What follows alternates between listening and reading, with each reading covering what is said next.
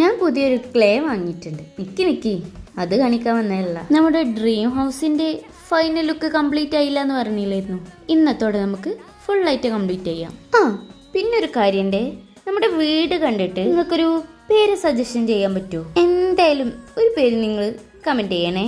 അതിൽ നമുക്കൊരു പേര് സേവ് ആക്കി എടുക്കാം. ഇത് കണ്ടിട്ട് ഒരു താറാവ് സ്കൂൾ ബാഗ് ഇട്ട് നടക്കണം തോന്നുന്നുണ്ടോ? അങ്ങനൊന്നും തോന്നില്ല, ഇങ്ങനെ കഷ്ടപ്പെട്ട് ഉണ്ടാക്കണതാണ്.